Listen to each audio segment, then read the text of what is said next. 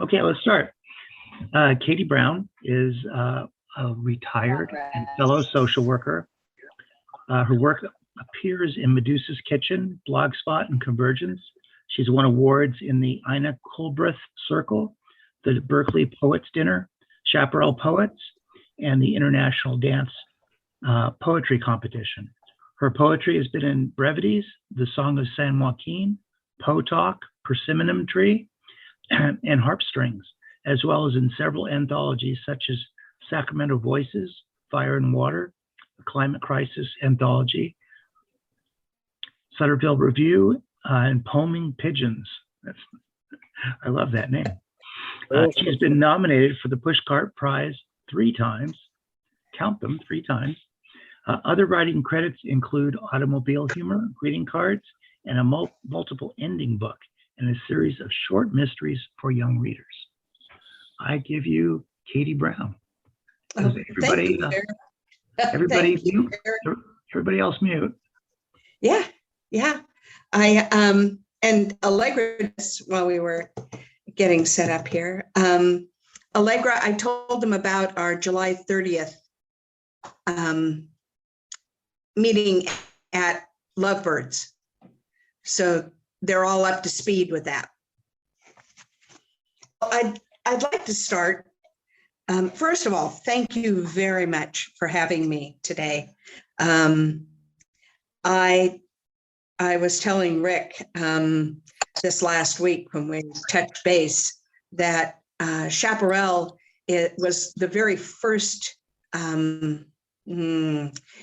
poetry organization that I found out about. Elsie Faley's years and years ago brought me to Chaparral meetings and informed me that I really had to join. And she was a formidable person and you did not turn her down. So that began my relationship with the poets in Northern California. And I am eternally grateful for all that I've learned from Chaparral, and especially grateful for the people who have helped me along the way. So some of you have heard some of these poems. I don't think any of you have heard all of them. So I'll try to make this as entertaining and painless as possible. When I like to start it out with a favorite poem of mine. I like myth, and later on I have a section of my own created myths. But this is a poem, short, teeny tiny, by Terry Tempest Williams. It's called When Women Were Birds. Once upon a time, when women were birds, there was the simple understanding that to sing at dawn and to sing at dusk was to heal the world through joy. The birds still remember what we have forgotten, that the world is meant to be celebrated. There's a wonderful book of her poems by that title. Thank you. Thank you. Many of you know that I like to take pictures. I got my first brownie Hawkeye when I was in grade school, and my parents could not pry the thing out of my hands. And through the years, I pursued that. My goal was to do some sort of, until I got waylaid off into teaching. And this is a poem about a true episode that happened in my life when I was a teen. In high school, I was the lead photographer for the yearbook and for our high school newspaper. When I went on to college, I was chief photographer for the college newspaper that came out 4 days a week. So we had to dump a lot of photographs into that. This poem is entitled Meeting Alfred Eisenstadt. My oversized envelope held the black and white images of a high school boy in a barber's chair, gazing into the indefinite distance. Frozen in the mirror with the boy, a middle-aged man intent on the back of the boy's head, held scissors over his hair. The photo, titled Reflections. I took this shot when I was 17, and now 2 years later was nervous about bringing a whole set of snapshots to the photographer from Life magazine for consideration. He'd come to Chico looking for average American photos for a new Life feature. Alfred Eisenstadt sat in an easy chair by a low table, an empty cup, notes, and books scattered there. He took the envelope and studied my photos, looking up at me from time to time. He shook his head. These aren't what I was looking for. I apologized for taking his time and reached for the photos so I could leave. He did not surrender my work. Instead, he shuffled the images again and studied me. You have a remarkable eye, he said. We're looking at snapshots, the Eiffel Tower growing out of someone's head, kids squinting into the sun. These are too good. Your work shows great promise. I don't remember much else, but floating on the thick red carpet on the stairway of the Old Oaks Hotel. Thank you. I love taking pictures because of the light. For me, and I've talked to other photographers for whom this is true as well. I can sometimes not see the reflected light, but I can almost see the light that emanates from trees or rocks or people. It looks like the light's coming from there rather than reflected off of there. This is a poem that I wrote standing on top of a bunch of those tall buildings in downtown Sacramento. It was kind of a rainy day and I'd taken shelter under one of the overhangs, but was looking over the side. Geometry of light. Light shimmers between walls in the urban canyonland of and metal and stone. Too much dazzle for one window to hold or reflect. Too much light for one surface to absorb. The storm paints clouds across window and bank, fills panes with blue and sunlight, sends shadows plunging toward the street. A bitter wind drives birds to shelter in trees below, while cells of icy rain rake clean the air between the buildings. Caught in the polygon of noon, squares full with color stretch in the voids of sky, transfixed with the geometry of light. Well, thank you. Thank you. This is a cautionary tale. Some of you know poets like this, I am sure. The title of it is Playing with a Poet, a Caution. He nets words from the mountain air, scoops images from around migrating butterflies. The song meadowlark opens his heart. This poet thrives in the shower of ice crystals when pines shake in the winter wind.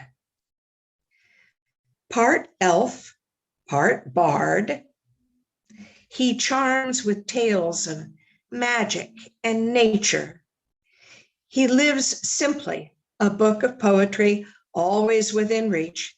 A quick smile charms any caution against the power of metaphor and meter.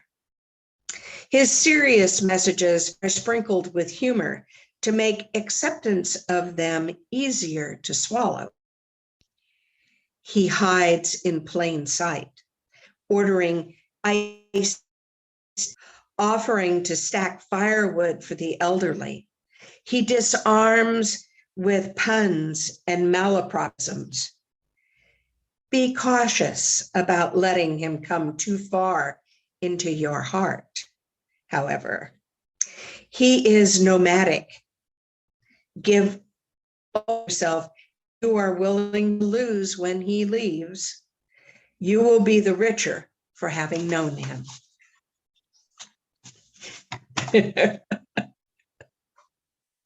Thank you.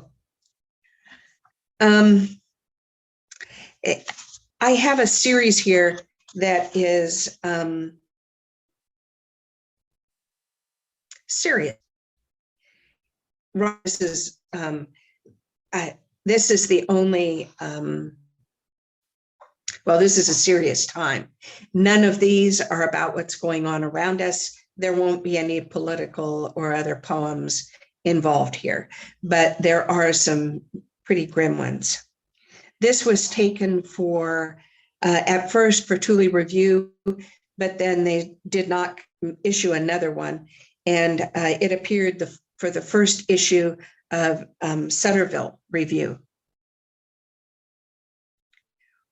When it came, it was more than void, colder than the other side of the bed, darker than the space around, bigger than the husk you left between the hospital sheets.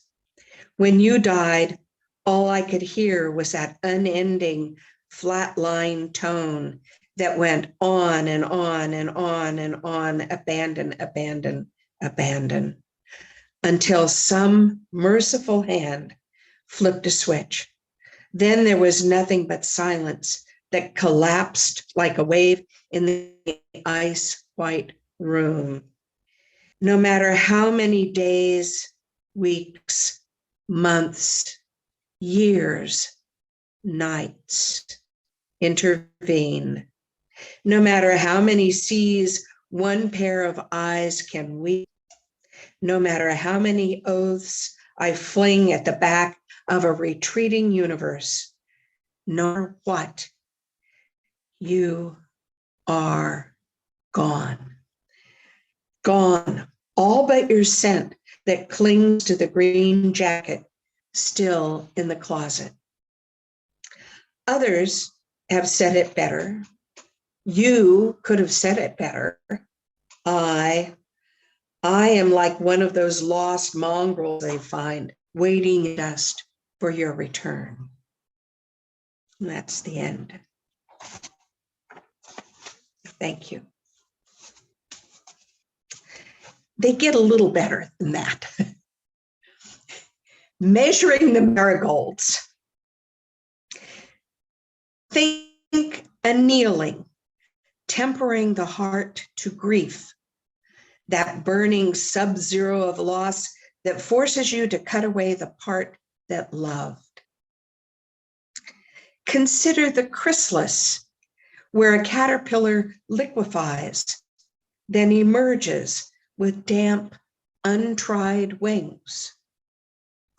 The mindless inchworm's headway around the edges of living things, that automatic process that propels until a stiffening in the blood creates a wall, then a tomb, then a resurrection of sorts. I've started talking to the other dead, not just you, but all of those I've lost along the years. I tried to explain why your death has simply leveled me, and I'm met with sullen silence. Why, they seem to ask in this whisper house? Did you come undone now? Why not for me? I don't remember choosing my family, if I did, and I didn't have anyone else who understood me as completely as you did. We held so much of one another that each of us became for the sharing. After a quarter of a century, it was hard to know where I ended and you began. Now, after a dozen years, after grappling with the world you enlarged, I am reconstructing the shards of my own smaller life. I'm moving along. I am finally able to wake in the morning and not have my first thought be, why? I can fall asleep without imagining your hand covering mine. I don't pick out your phantom laugh in the crowd anymore. Like the inchworm measuring the marigolds, I'm focused on moving on. You know how often I rely on the symbolism of flowers: chamomile for the mollicans, myrrh for healing and personal sorrow, and rosemary for remembering. And because of its association with the sun, hold on, I missed a line. In the language of flowers, the marigold overcomes grief for the loss of a loved one. And because of its association with the sun, becomes the resurrection of love. For now, I'm content to just keep moving, waiting for the hardening in the blood and the oblivion of transformation. It's the end. Okay, I'm taking quite a bit here. Let me flip. There were a couple of words that probably you don't need to hear about right now. This one, however, is one transition pieces. Let me see. Yes, because after this come the myths. So this is the art of losing. I've all lost things. My keys, phone numbers, grocery lists, the remote control, all things that can be replaced or will not be missed for long. Preludes to more complex losses.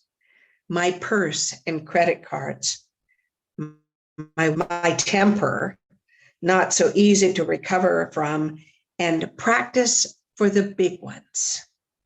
Loss of my heart's companion, lost faith, my sense of purpose, my way. The art of losing is not in the finding or replacing, but in putting one foot in front of the other without a map.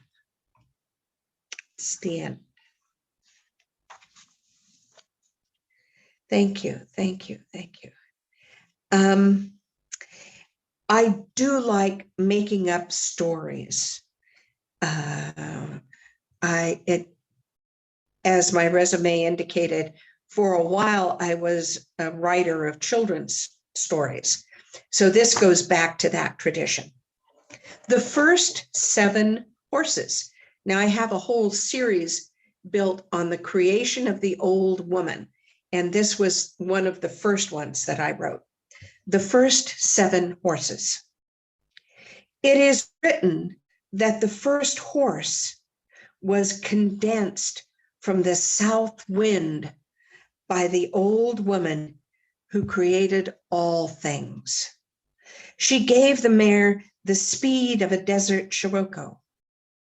This horse, fluid, swift, flew over the sands with breathtaking grace. The old woman created 5 more mares, the first band of horses. These new horses, she gave the gifts of faith in the rising sun and courage of the leopard. She gave them intelligence and sensitivity and infused them with the spirit of mutuality. This small herd grazed together in the shade of the great oasis, ran together over mountainous dunes. One moonless night, the old woman created the first stallion and introduced him into the band of mares, giving them all the gift of devotion. Thus were the first 7 horses created. Thus, the Bedouin given the gift of survival. But that is another tale for another time. The end. Thank you. Let me know if I'm going too long here. The omen of owls.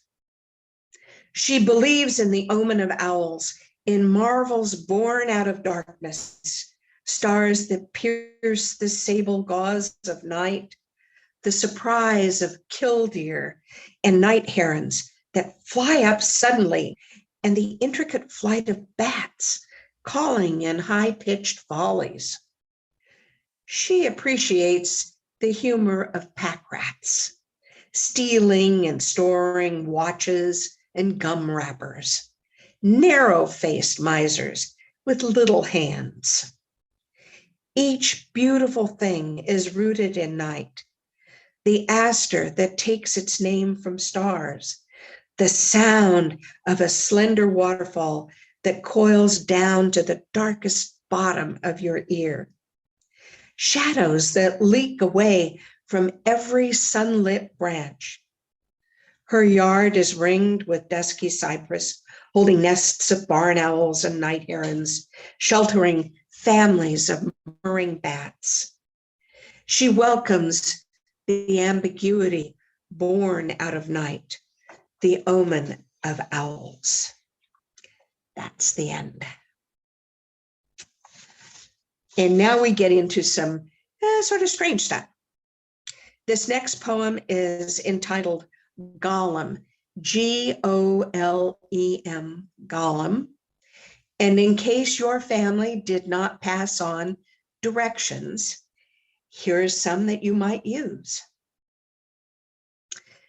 You will need to collect red clay from the east bank of a north running river, neck bones of a Belgian sparrow, silent meow of a black feral cat, and a cask of April dew. Clear a circle among rowan trees and gather yew wood and frankincense. Write the 39th name of God on a scrap of parchment. Under the first dark moon after winter solstice, build your fire in. Form the clay into human shape around the delicate neck bones and infuse the feline whisper. Place the parchment spell into its mouth. Bake your golem in coals of the dying fire, wreathed in clouds of frankincense smoke. Under the faint silver of the morning star, your creature will begin to stir. Chant prayers for the dead and the living. Sing your desires into the cooling shape. As long as it takes, sing to it. Rock and sing and repeat the prayers. Few remember the ancient ways. Do not fall asleep with the smoke and the rocking, or suddenly you will waken to a cold shape watching you. I think that's where we end that poem. Thank you. This one is less scary, I hope. And it just came to me all of a sudden. Always among us. They are among us, sitting across from us in a waiting room, buying sorbet at the market, driving through the toll booth behind us. They look like us, almost, except they are quieter, more patient. They have a faraway expression in their exotic eyes. My grandmother was one. It was as though she held all of infinity in the bowl of her thimble. None of my aunties or cousins recognized her for who she really was. My mother never knew, but my grandmother passed her secret on to me. I saw her one evening when I was a child. She was sitting in her chair. She simply smiled and rose into the air, chair and all. She held out her hand, and I rose to the end. That's the last of the fables. I don't have a whole lot more here. Let me look.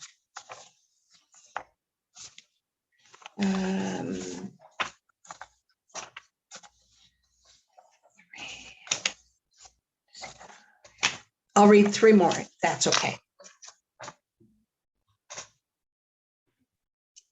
Out to the end of beyond. You have to want to go to find the little road that climbs out of Ferndale, a deceptively charming country lane through mist that settles in the distant hills.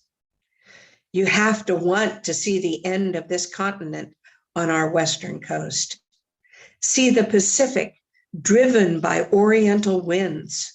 Hear the roar of unstopped waves, the sharp artillery crack when the glassy cresting sea collapses, the boom of breakers hitting the rocky shore.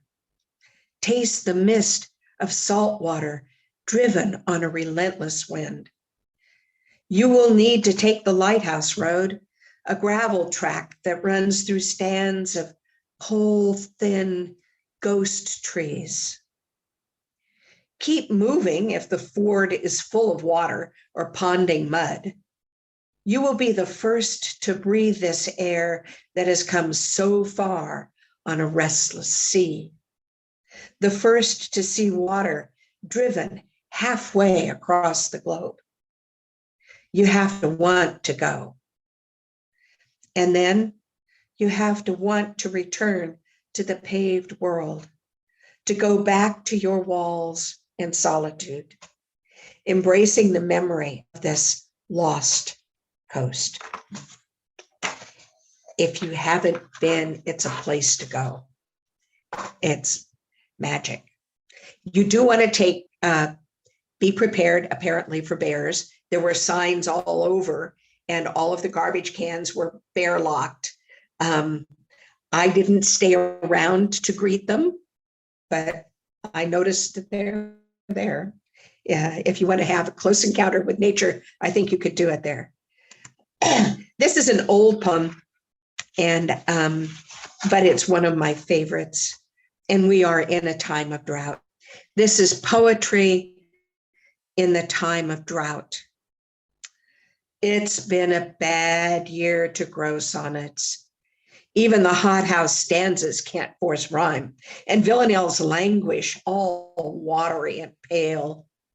Tercets won't blossom into haiku. Quatrains careen in uneven rows. Sonnets lack form and inspiration. Couplets deny heroism. Limericks aren't funny.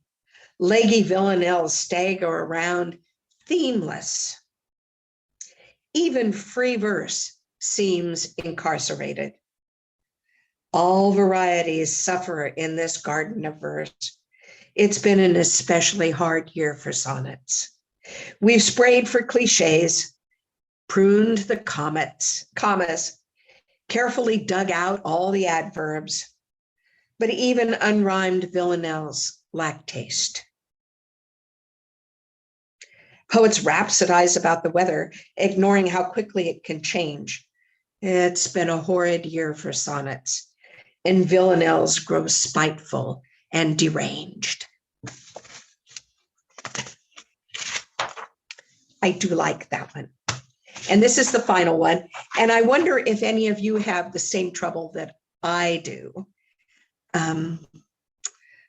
Living like a poet. I've courted my muse with chocolate, with gift cards for electronic toys, outings in the park. My muse has a mind of his own. He keeps his own hours, wears dark glasses and yawns when the sun is up, ready to rock when the clock in the corner reads 3 a.m. I try to set appointments with him, but he loses his calendar, forgets what day it is, what time it is. He goes on long weekends, then comes back with a list for me of uninspiring tasks. Research 5 forms and use fear as a theme to write your poems. Revise 6 old sonnets. He says I'm on my own if I try to work without him. But frankly, I'm tired of this relationship. I've started to see a younger muse, more suited to my hours and desires. I'm ready to go steady again. Poets are a little like cats. If you don't pamper us, we'll stray. I'm looking out the window, waiting. Thank you all for your kind attention. Katy, Thanks thank you a so million. much. Thank you. Really great, really great. Okay, everybody, go ahead and unmute and any feedback for Katy. I just love the imagery. Some really powerful poems there. Thank you. And some of the phrases I sort of jumped in the chats. I took some of the lines that sort of struck me here and there. Katy, I'm so glad I made it back in time to hear you read. You know, some of the poems I've heard, but every time I hear them, I like them even more. I'm so glad that I got back here in time to hear you reading, and, Thank you. And not just to hear a recording. Oh, well, thank you very much. You never know. I mean, especially when, the little tablet didn't work and I was all rattled. You did. Katy, wonderful poetry. Thank you. I loved Measuring the Marigolds. And that, what was it? I put it in the chat, right? The 39th name of God on parchment. Oh my goodness, that is such a cool image. I love that.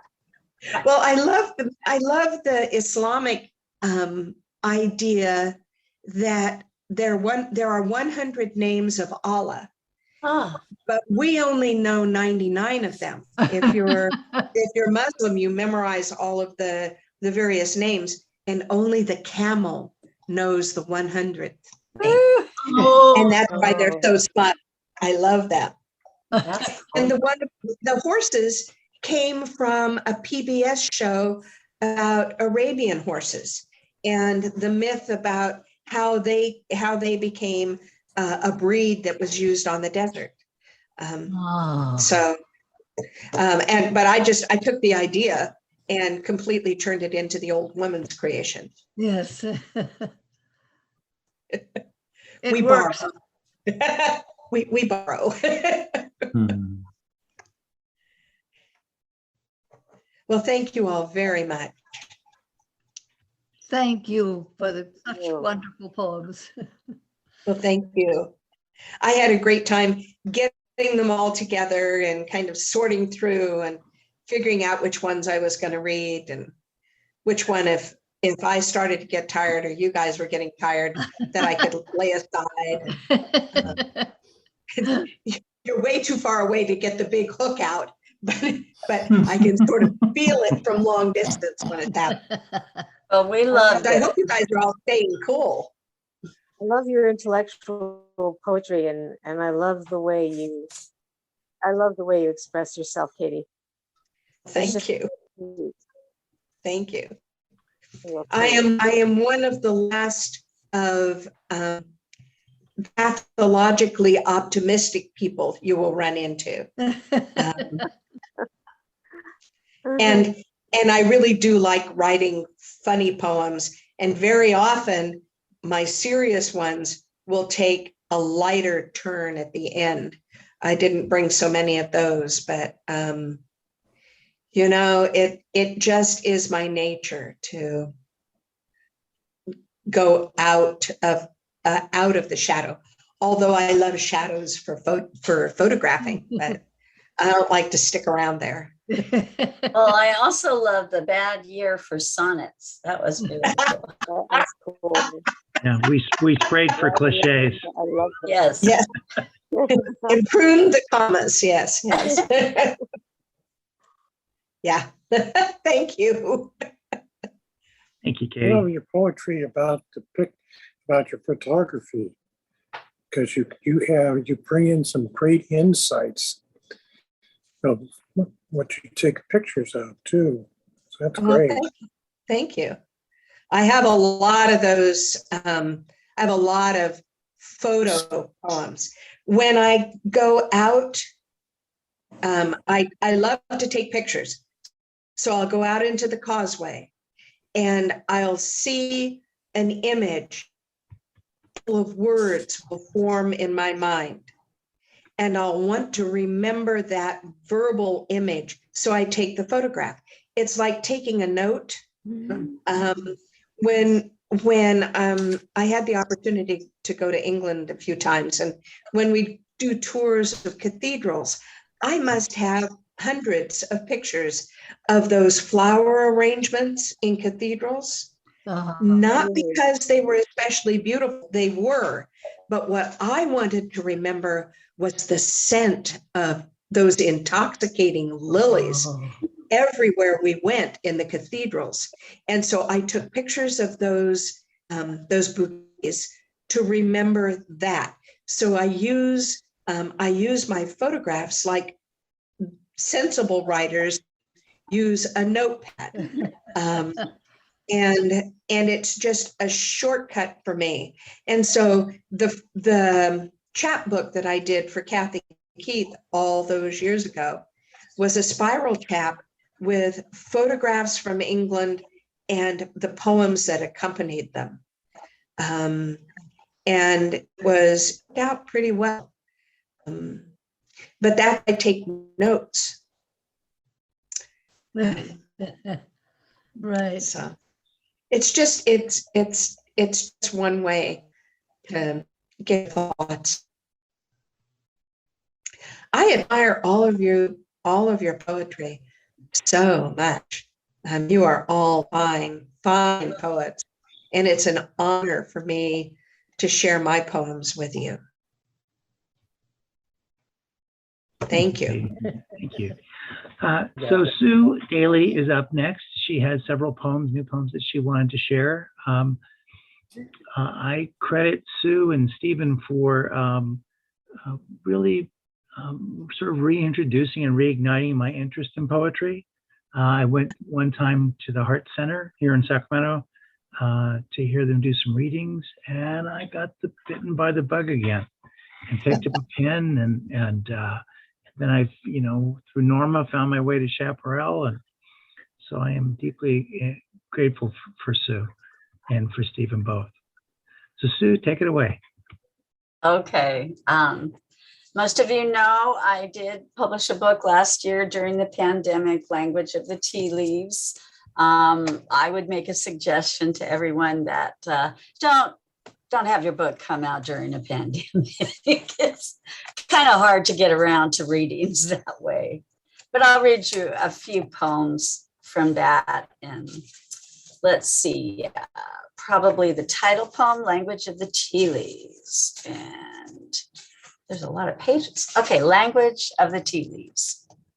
She sips tea slowly, captures sunshine in her hair, brushes it from her face, sees her tears in the tea leaves drifting down to the bottom of the cup, arranging themselves into intricate, delicate patterns, as if trying to convey a message of supreme importance about her future, perhaps an end to the strange misadventure threatening to overwhelm her now, sinking deeper, oblivious to captured sunshine and the mysterious language of tea leaves.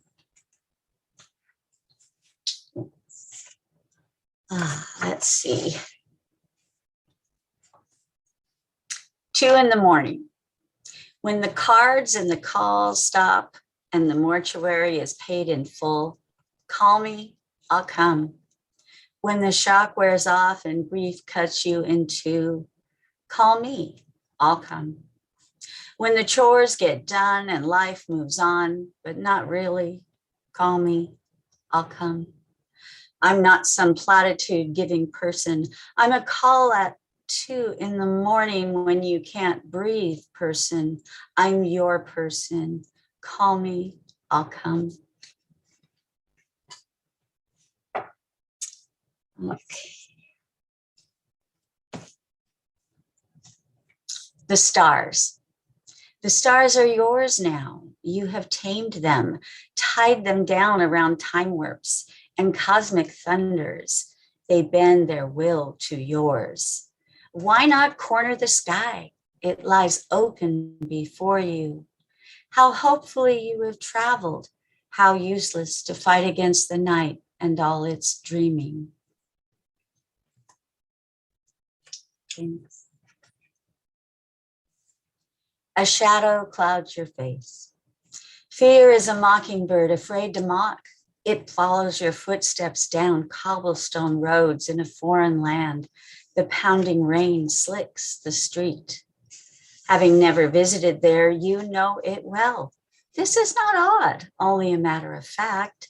And that happenstance in your head, throbbing rhythmically with the rain, it's only fear of the mockingbird. Will he tell what he knows? A shadow clouds your face. You are the road, the rain, the bird. I look up and I expect to see you clapping, Stephen. Very good. On the way to the mailbox, I watch the clouds paint the day gray, competing with a few rays of sun. Sidewalk roses beg for affection, deep reds, pale pinks, and peaches. I breathe in the heady cologne, breaking off a hesitant pink. I press the fleshy petals to my face. Crushed velvet explodes on my cheek. A moment resplendent. Oh, let's see. Maybe a couple more. All lovely and loving. The sun sweeps across the lawn where I sit and sip my tea. The light dances and retreats, forms intricate shapes and shadows like pieces of a half-finished jigsaw puzzle on my kitchen table. Never shy that, hang on my computer. Okay, I'm back, sorry. All lovely and loving. The sun sweeps across the lawn where I sit and sip my tea. The light dances and retreats, forms intricate shapes and shadows like pieces of the half-finished jigsaw puzzle on my kitchen table. Never shy, that clever sun plants kisses on the bushes that circle my backyard. A neighbor practices her cello, gifts me with a private concert. Sounds and sights of the morning, all lovely and loving, a prayer for the new day ahead.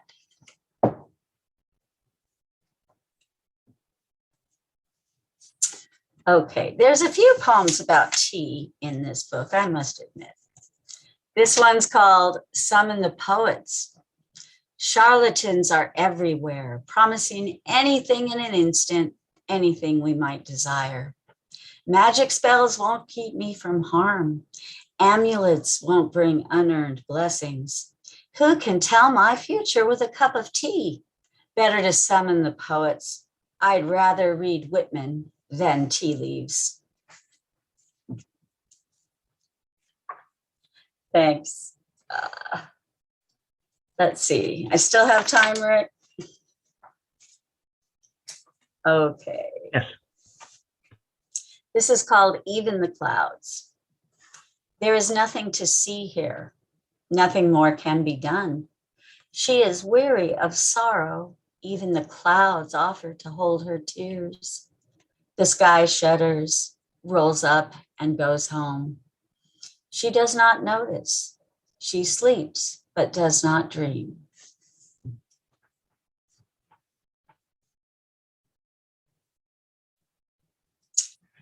Okay.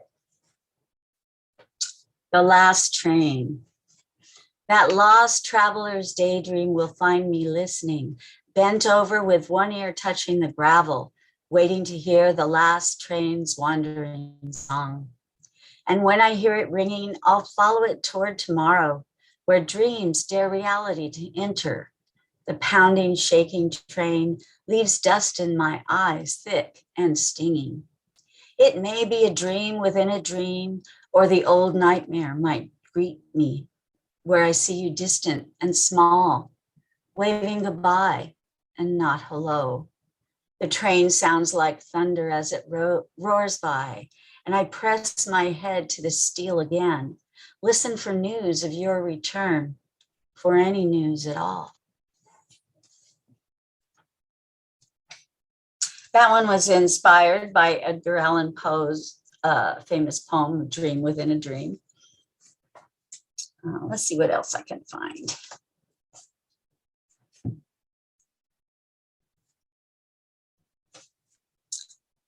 Here in the Dark. I have forgotten to tell you a story.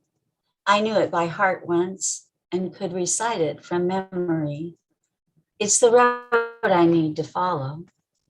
I knew the beginning and ending, all the twists and turns, the tunnels and harrowing escapes. It's the road I need to follow. I have misplaced its message, the cadence and rhythm, the pairing of words and emotions. It's the road I need to follow. I have forgotten to tell you a story. We need to hear it now, here in the dark. I wish I could remember the words. It's the road I need to follow. Thanks. Okay, one more from here, and then I do have a few new ones. The Carnival. That scalding summer day melted into a starless night, a day dripped with sweat, much like the day before and the day before that. We drank too many sodas, ate too many corn dogs, laughed until our cheeks hurt. The view from the Ferris wheel dizzied us with delight.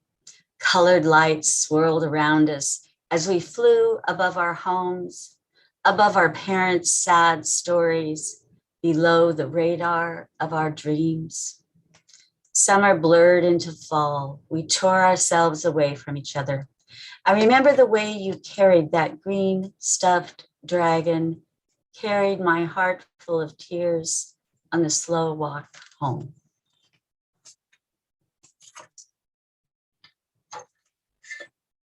Oh, excuse me. Okay, here's three new ones.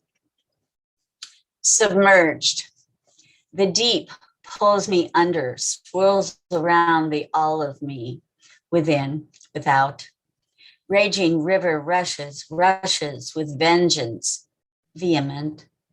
Sinking with rocks, bubbles, sand, gritty eyes, kicking up to air, soul, core. Blanched clean, somehow free, somehow holy like diamonds on sandstone, shine in sun, gleam. Thank you. Guilty. A smudge on the bedroom window. Linen curtains bow to the breeze. The crucifix reads the list of sins. There is nothing she can remove. There is no credible excuse, no believable defense. She slinks away, guilty of loving too much.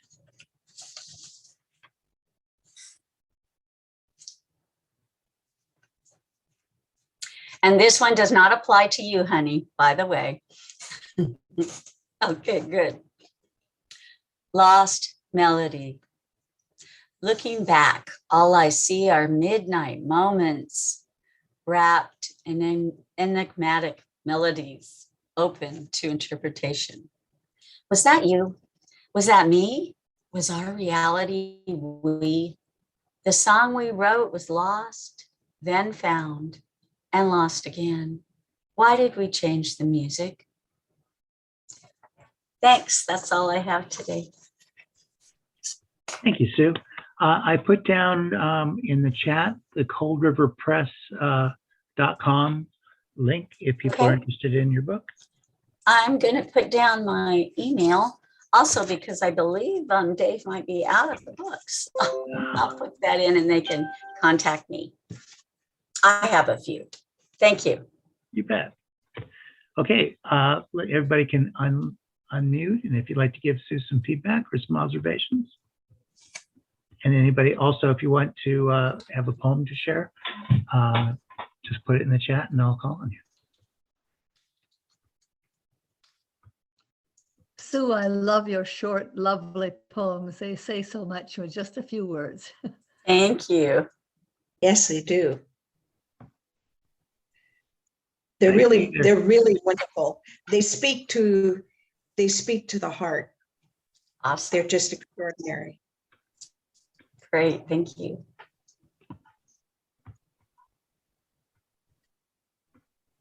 It's amazing.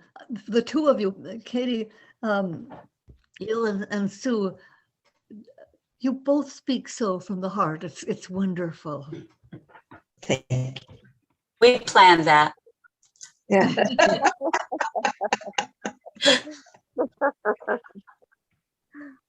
Your book was wonderful, Sue. I thank you, enjoyed Mark. what you read from it today very much. Thank you. Is that Mark that said that? Yes. Couldn't tell for sure. Your book is one of the favorites that I have in my library. So Thanks. you're welcome. Thank you, everyone. That was great, Rick. Thank you for asking. Oh, you bet. Okay, so I saw Ken Peterson raise his hand, so I think that means he has a poem to share. And then Dan Williams. Well, I can do a poem. Yes, I was going to raise my hand to comment how well I liked the reading there that Sue did, the sound of it. I felt it was very, in a truly poetic sound. I think I may be metric deaf. As people are tone deaf, and so I'm struggling all the time, but I liked what I heard. Thank you. Thank you very much. Well, yes, I do have a poem. It was sort of an early Anglo-Saxon, Old English style metrics, but with rhymes. It's Bart to buses and buses to Bart. So I do travel and travel as she. We travel so far, we travel and see, we travel and on, right back to the start. The rails do whine, the buses chug start, chugging their message. Come travel and see, chugging their message. It's practically free. So I do travel and travel as she. We travel and on, right back to the start. It's Bart to buses and buses to Bart.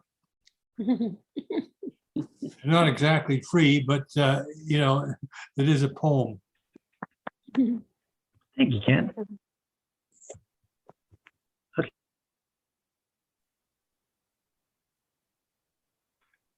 Go ahead, Dan. Yes.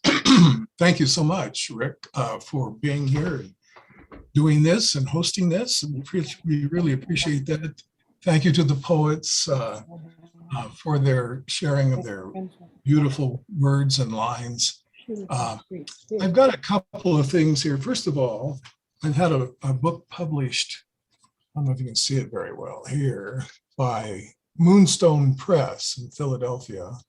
It's called Lost Language of Mars and Other Earthling meditations. So if you'd like to do a little roundy around the solar system with Dan, you can get that book. It was a lot of fun creating it, that's for sure. I think I'll begin with a short poem, only a few lines. It's called Mark Your Calendars. Voyager 2 has left our heliosphere, voyaging through endless darkness. Voyager 2 will pass within 4 light years of the dog star Sirius, sometime around 3 p.m. on December 17th, 290,000 years from now, just in time for Christmas.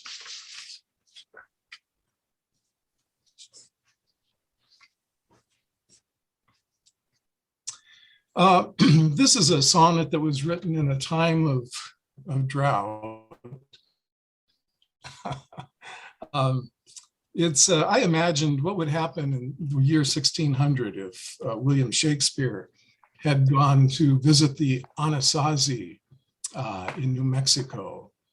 And of course, I wanted it to be a Shakespearean sonnet, so it's got the A, B, A, B, C, D, C, D, E, F, E, F, G, G. I was just a little unsure about some of all of the iambic pentameter. I tried to get at least five different kinds of feet in each of the lines, each one with its own bit of rhythm. Shakespeare, of course, his wonderful poems written in iambic, like that time of year thou mayest in me behold, when yellow leaves are none or few do hang upon these boughs, which is one of my favorites. Another one coming from Christopher Marlowe, Fair Helen, make me immortal. Is this the face that launched 1,000 ships? Fair Helen, make me immortal with a kiss. It's got the background of the iambic pentameter, but you're not so much aware of what's going on with that as you are taken by the power of the words. This is a Shakespearean sonnet. Again, Shakespeare meeting the Anasazi. It's called Squash Blossom. Evening glows in winding pewter streams, climbs stick ladders stepping up into lives. Sunlight molds itself into limestone dreams. Chipotles for roasting over coals with knives. Blue canyon crows cry out while children sleep. Tasseled maize flares golden in sunlight's slow going. Lives lived on top, below, in earthen labyrinth steep. Elders harvest squash, keep heaven's scythe from mowing. William may find in stone wombs speckled squash in bowls. Fires and rock rings throw on walls all their shadow stories. Fillets of elk on green willow sticks drip fat on coals as people pull blankets over themselves under bright glories. Earth's bed disheveled in amber and scarlet, most awesome. Silver seeds drop from yet another spent and withered blossom. Thank you. Thank you, Dan. Okay, Mark. Mark States has a poem. Go for it, Mark. All right, this is my first time tuning in. I want to give a special thanks to Ken Peterson for extending me the invite, and I have had a wonderful time listening to all this fine poetry. So thank you, one and all, here on my computer screen. I have just one poem to share. It is going to be in the upcoming anthology from Finishing Line Press called COVID, Isolation, and Hope, Artists Respond to the Pandemic, edited by 3 established poets in Los Angeles. And so here we go. This is for the birds. Birds have always been good at social distancing. See a human walking up the street toward them, they fly away. Or with stutter steps, make certain to stay a good 6 to 10 feet away before darting off within some cluttered shrubbery or underneath a parked, dusty white 2008 Chevy that probably runs no faster than birds can. Birds find safe spaces on the down low when they choose not to fly to pine tree across the street or the wire strung like a tightrope between metal power poles. Yet recently, more and more, I've noticed these birds not flying away as I approach. Standing on the lawn they are with twig or debris in their beaks, just watching me, looking into my eyes. I wonder if they have remarked to themselves that there are far fewer humans out here, fewer metallic beasts roaring down these streets, or if they sense in their souls the way an arthritic knee aches when barometric pressure changes before a rainstorm, that something ominous is going on in their world. Birds, from a safe social distance, stare at me. And when I happily greet them with a "Hello, birdie," they tilt their heads as dogs do when you say something to them that does not quite make sense. I find this interspecies interaction invigorating, a moment to realize that not everything is chaos and danger in our world. Life is more than being cooped up within a cage of drywall and glass windows, yearning for the freedom of sun and sky. I walk away from this bird, joking to myself. I hear the top tune on their billboard perch these days is, "Where have all the French fries gone?" Thank you. Thank you, Mark. So if you put send me your email address, I'd be glad to send you a link. We usually meet on the fourth Sunday at 4 p.m. And I'd be glad to send you an email link in the future if you'd like to join us again. Thank you, and I'm typing it to you now. Okay. Thank you. Thank you for your wonderful poem. Thank you. Anybody else want to read?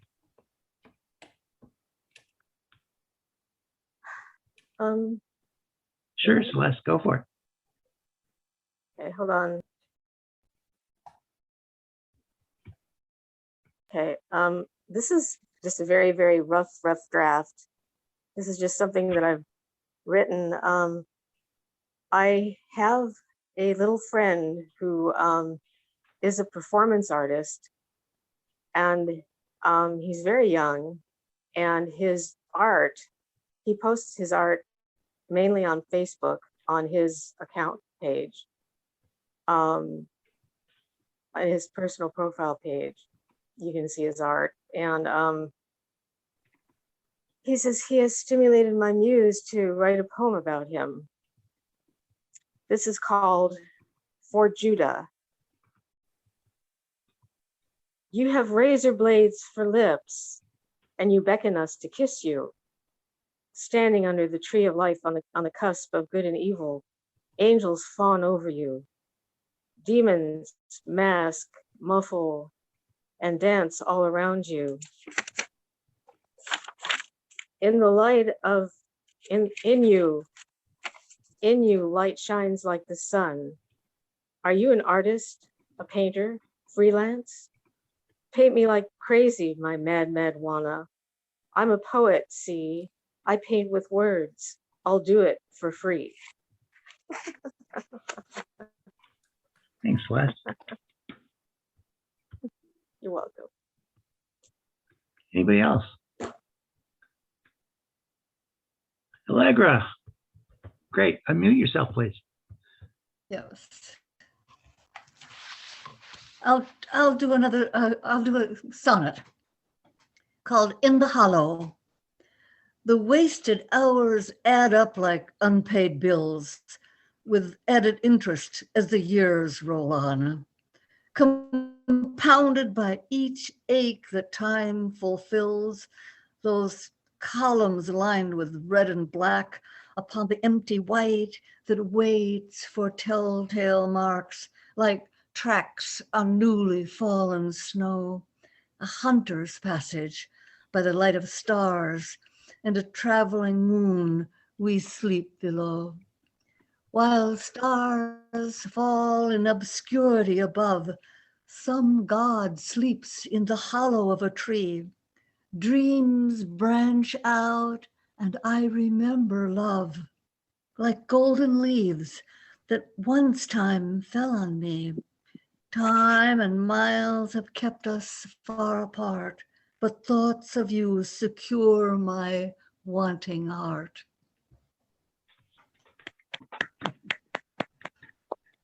Great, Allegra. I loved it. Thank you.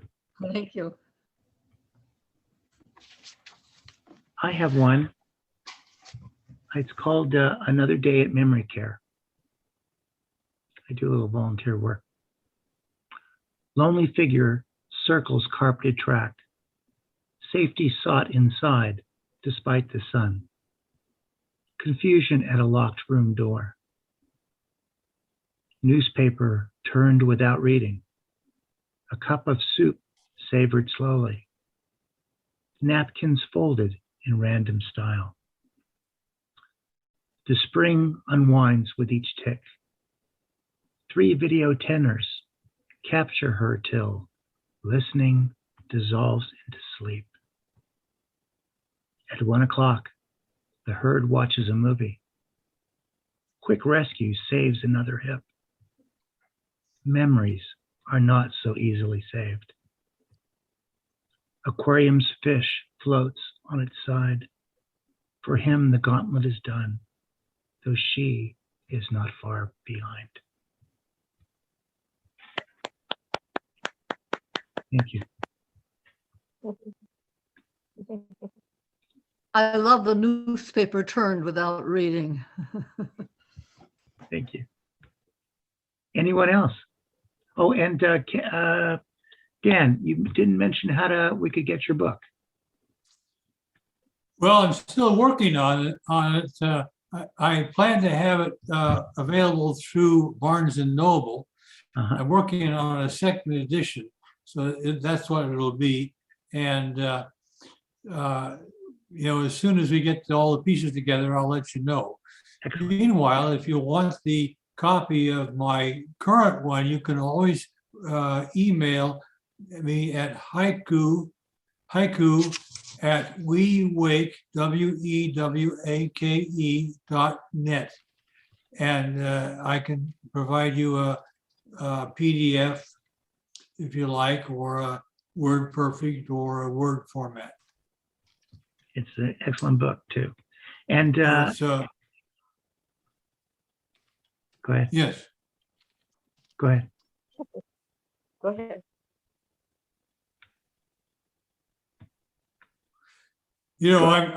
I'm tempted because of the sonnets that came out to offer another poem. A sonnet if we have time and it's appropriate. Sure. Can I do it? This was written some time ago for what we used to have a peanut butter festival here in Alameda.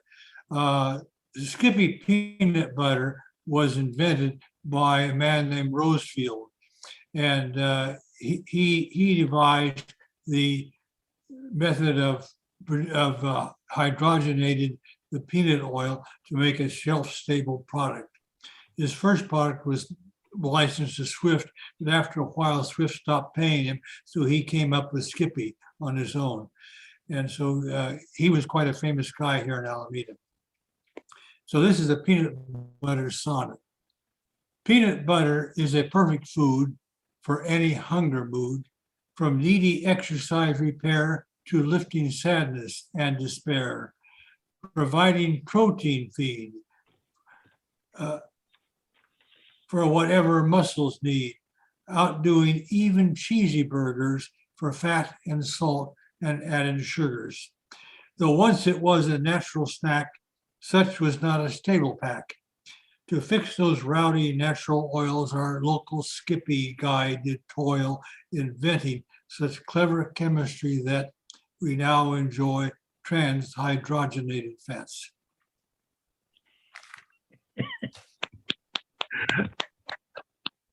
I have to tell you that there are now pretzels that are stuffed with peanut butter, and they are delicious. They're they're what kind? Now, pretzels, except they're not long. They're just little bits. Wait a minute, I'll show it to you. I started something here. I love that you worked hydrogenated. I love when people could take a very unique word and sort of incorporate that into a poem. I love it. Well, these long words, are sometimes difficult to use and to sound poetic. You've got a little Peanut butter filled pretzels. cupcakes. You're getting back at Reese's. They're little nuggets. They're little nuggets. Nugget, huh? They're very good. Oh yes, they're wonderful. I bet they are, full of sugar and salt. About them. They're great. They're great with beer too. Oh God. Nuggets. Yes.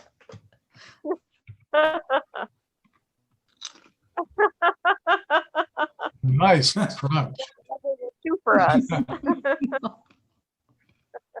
Well, Mark is back there in the Carolinas, so he's he should know about peanuts. I don't know. Do they boil peanuts back there in North Carolina, Mark? Boiled? Yes, they do boil peanuts. And I think I tried them find it once. on the shelves in many stores. Oh my good! And along the side of the road, as I recall, it stands with boiled peanuts you could buy. They say I tried them once and never again. Right. It's an acquired taste, definitely. Even the people who love them tell you it's an acquired taste. So I've just entered in the chat the website for moonstonearts.org is where you can go if you'd like to get a copy of Dan's book, The Last Language of Mars. So check that out. So thank you everyone for another wonderful poetry reading. We'll see you again next month. Thanks very much, all. Thank Take you. care. Bye, everyone. See you Thank next you, time. poets. Thank you, poets, and thank you. Thank you very much, Katie, and Thank you, and poet. Sue Thank you especially. so much. You're welcome. Bye-bye. Thank you so much. Okay, see you next Bye-bye. month. Bye-bye. Bye, everyone.